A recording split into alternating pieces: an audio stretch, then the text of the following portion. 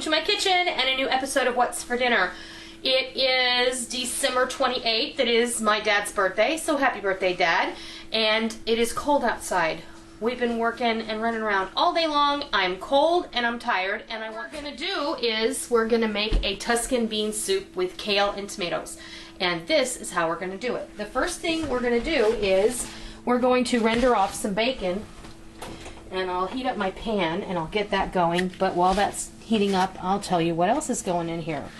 We've got a cup each of chopped celery, chopped carrots. You chop them any way you like. I had some matchstick carrots in the fridge, so I chopped them up a little, and a cup of chopped onion, which is going to be about one large onion chopped. I've got 4 cloves of garlic that I've minced, 6 to 7 slices of bacon, which is what I had left in the fridge from part of a pound that I used for something else.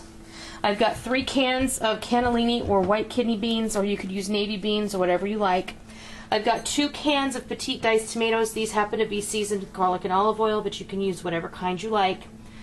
I've got 3 medium-sized Yukon Gold potatoes that I have diced. I have them sitting in some water, which isn't doing much good for the ones on the top, I know, but so they don't turn brown.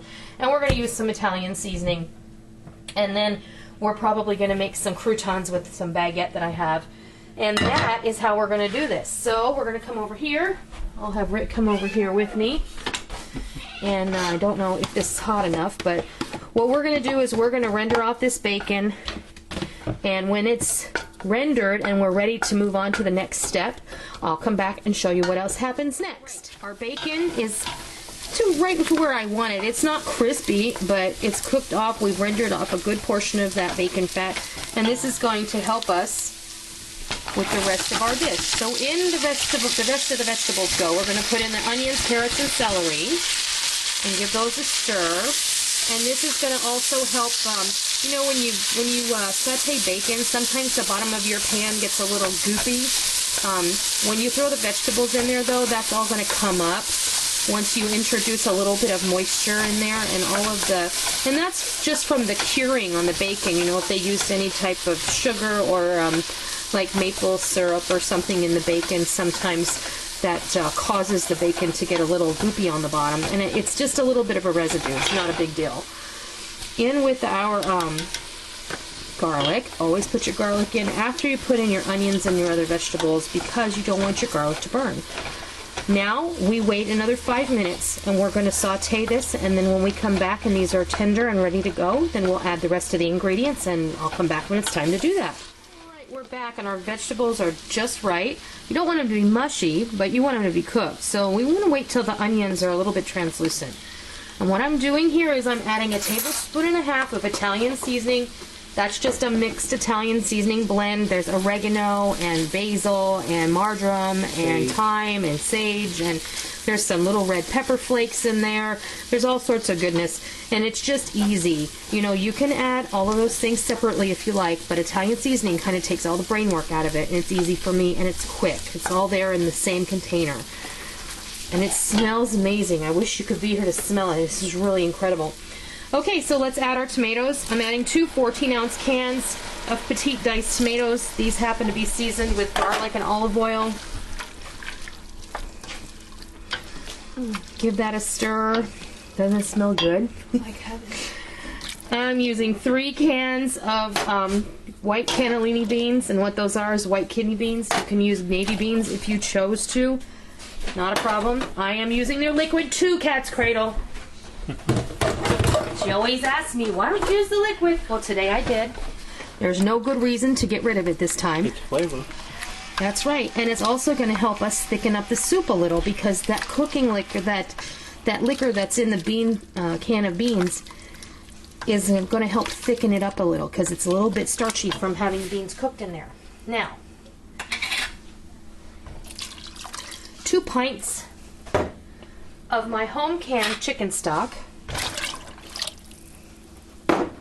And give that a stir. And our potatoes. Now, we're going to walk, and we're going to just leave it on medium-high heat. We're going to walk away from this for about 15 minutes. and we're going to bring it to a simmer first of all, and then we're going to cook it until the potatoes are done and they're nice and soft. At which point we're going to come back and we're going to add that kale.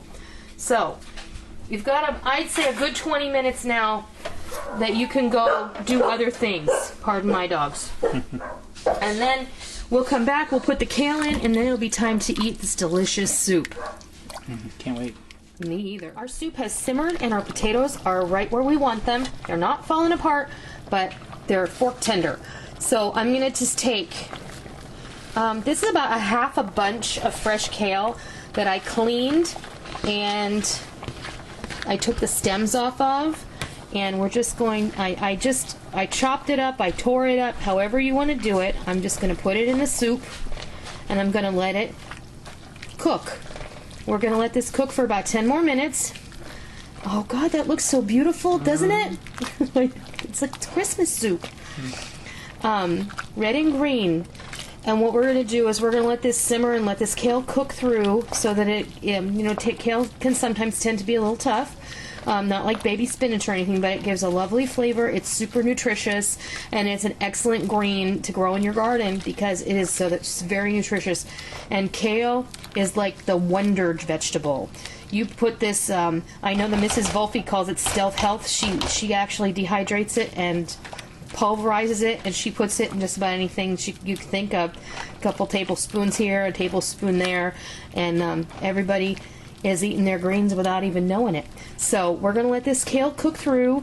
In the meantime, I have stuck a tray in my toaster oven with some sliced baguette that I drizzled with olive oil and sprinkled with garlic powder, and we're going to use those as some quick and easy croutons to serve on the top of our soup. So when this is all ready to go, we'll come back and I will serve you a bowl of this wonderful Tuscan soup with beans, kale, and tomatoes. Our soup is done. Our kale is cooked through. It's thickened up just nice from all the starch from the beans and the potatoes. And now, oh, look at that. Isn't that not gorgeous? That is a bowl full of nutrition and deliciousness. Okay, I'm going to just take a couple of these nice toasty pieces of baguette that I baked in my toaster oven with some olive oil and garlic powder. And that is what we're going to call supper. Full of vegetables and lots of flavor. That, I wanted to tell you too, you don't have to use bacon in this. You can start with some bulk Italian sausage, brown that off, and then build your soup from there. That is going to be almost similar to that zuppa Toscana that they serve at the Olive Garden. Theirs is a little bit different. It's a little on the creamier side because they'll mash their beans a little bit. Mine is a little more tomatoey and probably a little more on the Neapolitan side instead of the Tuscan side, but nonetheless, it's good no matter what you want to call it. You just call it a bowl full of soup and it's all good. So I want to say thank you for joining me in my kitchen today, and I hope you try it and I hope you love it, and until next time, I'll see ya.